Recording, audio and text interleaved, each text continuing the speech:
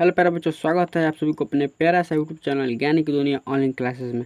देखिए, आज की इस क्लास में हम लोग क्लास 10th के चैप्टर 3 बायोलॉजी की चैप्टर 3 जिसका नाम है परिवहन, इसके अल विभिन्न ऑब्जेक्टिव क्वेश्चन को देखेंगे। देखिए, इससे पिछले क्लास में हम लोगों ने चैप्टर 1 और 2 के ऑल ऑब्जेक्टिव को देख चुके हैं। चैप्टर 1 के सब्जेक्टिव को भी दे चुके हैं। चैप्टर 2 के सब्जेक्टिव को देखना है तो अगले क्लास में हम लोग देखेंगे। देखिए, यहाँ से आपके बोर्ड एग्जाम में कम से कम तो 2 क्वेश्चन से 3 क्वेश्चन रहेगा ही रहेगा।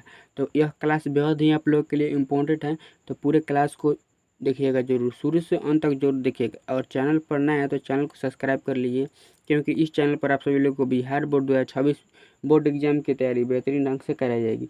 चलिए, देखिए एक बात और कि अगर आप ये सब PDF लेना चाहते हैं तो व्हाट्सएप ग्रुप में जुड़ जाइए, लिंक डिस्क्रिप्शन में है।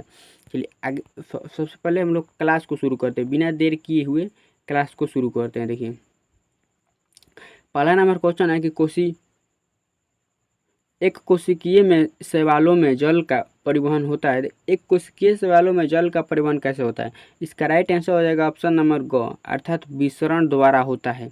किसके द्वारा होता है? तो विसरण द्वारा होता है, ग इसका राइट आंसर हो जाएगा। एक कोशिकीय में जितनी भी क्रिया होती है वो ज़्यादातर विसरण द्वारा ही होती है, क्योंकि हम लोग क्या हैं तो बहुकोशिकीय हैं, और हम लोगों की तरह एक कोशिकीय में हर एक चीज़ को बाहर निकलने के लिए अलग अलग अंग नहीं बना हुआ है। ये आप लोग समझ गए। चलिए आगे देखते हैं। देखिए, दूसरा नंबर क्वेश्चन है, पानी एवं घुलित खनिज का पौधे में स्थानांतरण होता है। देखिए, पानी और जो घुलित खनिज है उसका स्थानांतरण पौधे में कैसा होता है? देखिए, पौधे में इसका स्थानांतरण के लिए कौन होता है? पौधे में इसका स्थानांतरण जाइलम नलिकाओं द्वारा होता है। जल का परिवहन कौन करता है? तो जाइलम करता है, और खाद्य पदार्थों का फ्लोएम करता है। तो ये आप लोग याद रखिएगा। चलिए आगे देखते हैं। देखिए, 13 नंबर क्वेश्चन है कि पौधों में खाद्य पदार्थों का स्थानांतरण किस रूप में होता है? पौधों में खाद्य पदार्थों का स्थानांतरण किसके रूप में होता है? तो इसका राइट आंसर हो जाएगा ऑप्शन नंबर ख, सुक्रोज के रूप में होता है।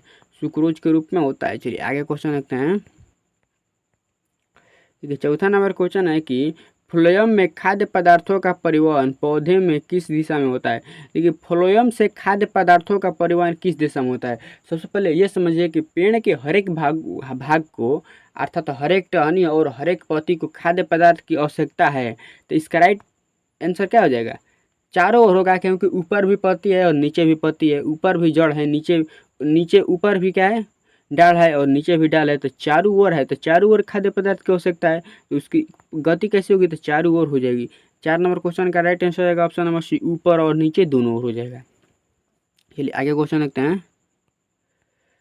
5 नंबर क्वेश्चन है कि जल तथा घुलनशील लवण का मूल रोम से पत्तियों तक पहुंचने की क्रिया किस ऊतक द्वारा होती है? अर्थात जो जड़ से पानी आता है, लोग कहते हैं कि पेड़ पौधे में जड़ से पानी आता है, तो जड़ से पत्तियों तक पानी को कौन ले जाता है आखिरकार? इसका राइट आंसर हो जाएगा ऑप्शन नंबर ग, जाइलम। जाइलम के द्वारा ही जल का परिवहन होता है। चलिए आगे देखते हैं। देखिए, 8 नंबर क्वेश्चन है कि हृदय के वेश्म का शीतलन कहलाता है। वेश्म का शीतलन को हम लोग क्या कहते हैं? देखिए, इसका राइट आंसर हो जाएगा option number B, option number ख इसका राइट आंसर होगा डायस्टोल। डायस्टोल कहलाता है। चलिए आगे देखते हैं। 9 नंबर क्वेश्चन है कि पादप में फ्लोएम संवाहक होता है।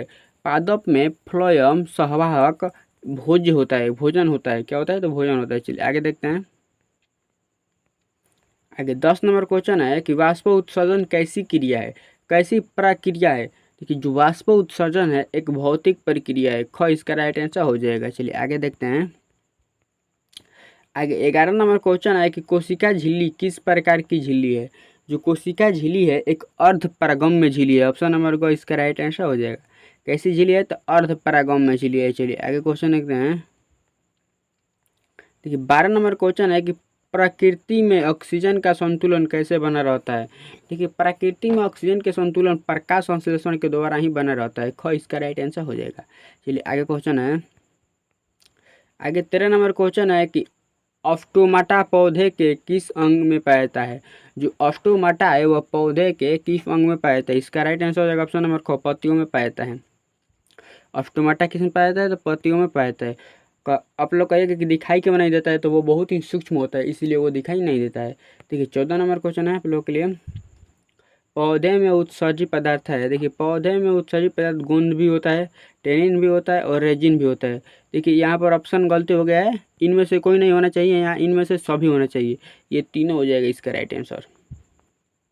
चलिए आगे क्वेश्चन देखते हैं।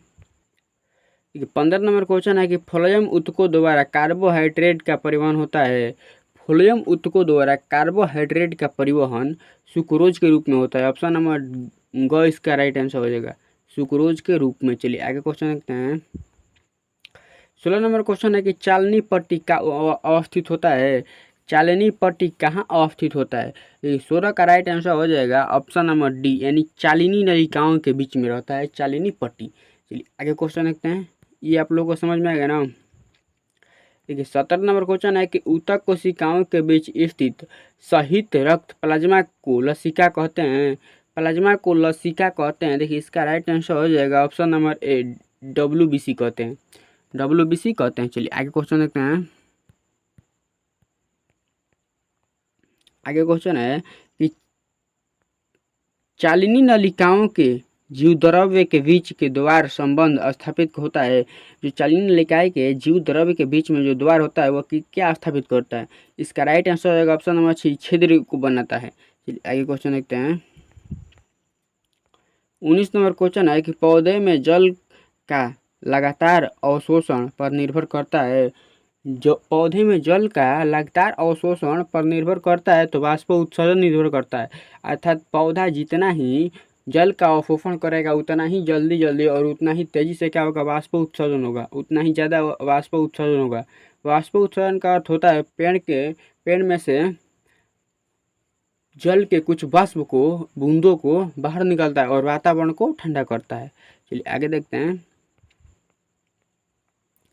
20 नंबर क्वेश्चन है कि और और फिर के फलस्वरूप सतत जल स्तंभ का निर्माण होता है। देखिए इसका राइट आंसर हो जाएगा ऑप्शन नंबर बी, क्या है, वाहिकाएं एवं वहिनिकाएं। वाहिकाएं और वहिनिकाएं के फलस्वरूप, यह इसमें भरा जाएगा और यह इसमें भरा जाएगा। चलिए आगे देखते हैं। आगे है महाधमनी एवं उनके मुख्य शाखाओं में रक्त प्रवाह का दबाव कहलाता है। महाधमनी एवं उनके मुख्य शाखाओं में रक्त प्रवाह के दबाव को हम लोग क्या कहते हैं? देखिए रक्त प्रवाह के दबाव को हम लोग रक्तचाप कहते हैं। ऑप्शन नंबर क इसका राइट आंसर हो जाएगा। चलिए आगे क्वेश्चन है 22 नंबर क्वेश्चन। 22 नंबर क्वेश्चन है कि धमनियों में शुद्ध या रक्त को हृदय से शरीर के विभिन्न भागों से कौन लेता है? अर्थात शुद्ध रक्त है जो हमारे शरीर में शुद्ध रक्त को हृदय तक कौन लेता है? देखिए इसका राइट आंसर आप लोग बताइए, आप लोग के लिए मैं ये छोड़ता हूँ, कमेंट में इसका आंसर बताइए सही कौन सा होगा। चलिए ये आप लोग का टोटल 22 क्वेश्चन था। 22 क्वेश्चन में आप लोग का कितना क्वेश्चन सही हुआ जल्दी से बताइए। और व्हाट्सअप ग्रुप में जुड़ जाइए, व्हाट्सअप ग्रुप में जुड़ कर ये सब PDF ले लीजिए और मन लगाकर पढ़िए। समझ गए ना? चलिए क्लास को यहीं पर समाप्त करते हैं। जाते जाते क्लास को लाइक ज़रूर कर दीजिएगा।